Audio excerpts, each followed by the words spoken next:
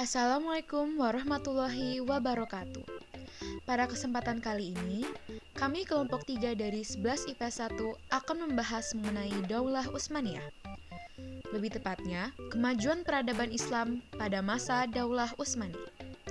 Yang pertama adalah masa pemerintahan Muhammad I dari tahun 817 hingga 824 Hijriah atau 1403 hingga 1421 Masehi. Yang kedua adalah pemerintahan Murad II pada tahun 824 hingga 855 Hijriah atau 1421 hingga 1451 Masehi. Masa pemerintahan ketiga adalah masa Muhammad Al-Fatih kedua tahun 855 hingga 884 Hijriah atau 1451 hingga 1481 Masehi. Yang keempat adalah masa pemerintahan Bayazid II tahun 884 hingga 918 Hijriah atau 1481 hingga 1512 Masehi. Yang kelima adalah masa pemerintahan Salim I tahun 1512 hingga 1520 Masehi atau 918 hingga 926 Hijriah. Dan yang terakhir adalah masa pemerintahan Sulaiman Al-Kanuni tahun 927 hingga 974 Hijriah atau 1520 hingga 1566 Masehi. Masa pemerintahan Muhammad I tahun 817 hingga 824 Hijriah atau 1403 hingga 1421 Masehi. Muhammad I adalah putra bungsu dari Bayazid. Setelah berkuasa menggantikan ayahnya, ia mulai menyusun kekuatan kembali dan memulihkan keadaan Turki Utsmani dari upaya memecah belah yang dilakukan oleh Timur Lenk. Sultan Muhammad I adalah sosok yang sangat cinta kedamaian dan ilmu pengetahuan, orang yang memindahkan ibu kota dari Adrianopel ke Busra.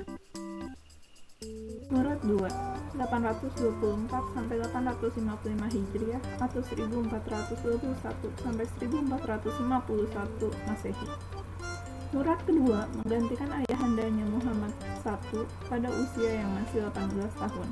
Prioritas utama perjuangannya adalah merangkul kembali daerah-daerah yang terlepas dari Daulah Utsmani sebelumnya, yaitu daerah Asia Kecil, Saloniki, Albania, Falah, dan Hungaria.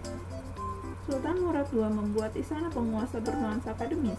Hal tersebut dilakukan agar kegiatan keilmuan tetap berkembang pada zamannya. Dia mengirimkan sejumlah uang untuk kesejahteraan penduduk Mekah, Madinah, dan Baitul Maqdis sebanyak 3.500 dinar setiap tahunnya. Selanjutnya yaitu Muhammad II Al-Fatih 855 hingga 884 Hijriah atau 1451 hingga 1481 Masehi. Al-Fatih adalah gelar kebanggaan beliau karena berhasil menaklukkan Konstantinopel. Muhammad Al-Fatih atau Abu Al-Khairat diangkat menjadi pemimpin Daulah Utsmaniyah ketika beliau baru berumur 22 tahun. Sejak belia, Muhammad Al-Fatih sudah dididik oleh ulama-ulama Rabbani loh. Di antara gurunya adalah Muhammad bin Hamzah Al-Dimashqi Al-Rumi. Beliau lebih populer dengan sebutan Syekh Syamsuddin.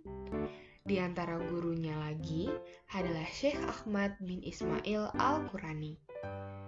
Berdasarkan hadis Nabi Muhammad SAW, pada suatu saat, kota Konstantinopel pasti akan ditaklukkan oleh umat Islam dan sebaik-baiknya pemimpin adalah yang menaklukkannya dan sebaik-baik pasukan adalah pasukannya. Konstantinopel merupakan kota yang sangat penting dan belum bisa dikuasai penguasa Islam sebelumnya. Lanjut, ini adalah Bayazid kedua. Pada masa pemerintahannya pada tahun 884 sampai 918 Hijriah atau setara dengan 1481 sampai 1512 Masehi. Bayazid kedua menggantikan kedudukan ayahnya. Selain itu, Bayezid kedua merupakan penguasa yang tidak terlalu kuat. Pada masanya, terjadi perselisihan dengan saudaranya, yaitu Jem, yang diikuti juga oleh pengikut Jem. Ketidakharmonisan ini sedikit banyak berpengaruh terhadap kondisi masyarakat yang sebelumnya sangat dinamis. Bahkan, kesejahteraan para guru atau pengajar juga sangat diperhatikan. Bayezid kedua merupakan orang yang sangat perhatian terhadap pembangunan dan sarana umum. Contohnya adalah Takaya Zawiyah, tempat berhalwat para sufi. Sultan ini juga dikenal sebagai seorang pemimpin yang mencintai penduduk dua kota suci, yaitu Makkah dan Madinah. Yang terakhir, yaitu Sulaiman Al-Kanuni, 927 hingga 974 Hijriah atau 1520 hingga 1566 Masehi. Sulaiman lahir pada tanggal 6 November 1469 Masehi di Trabzon. Sulaiman Al-Kanuni merupakan legislator ulung, berdiri di depan mata rakyatnya sebagai penguasa berjiwa besar dan eksponen keadilan yang murah hati. Sulaiman I diberi gelar Al-Kanuni atau The Magnificent, yang artinya pembuat undang-undang, karena jasanya meletakkan dasar-dasar hukum bagi Daulah Utsmani dan tentunya yang paling lama memerintah ketika hukum kanun mencapai bentuk akhirnya. Undang-undang tersebut dikenal sebagai Kanun Utsmani. Kanun Utsmani diterapkan selama lebih dari 300 tahun.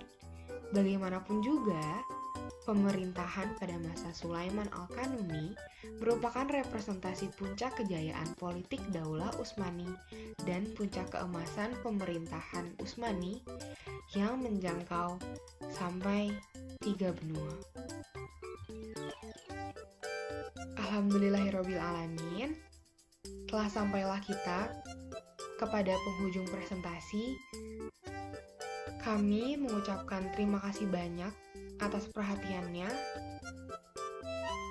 Kami mohon maaf apabila ada salah kata atau salah ucap. Terima kasih banyak sekali lagi. Wassalamualaikum warahmatullahi wabarakatuh.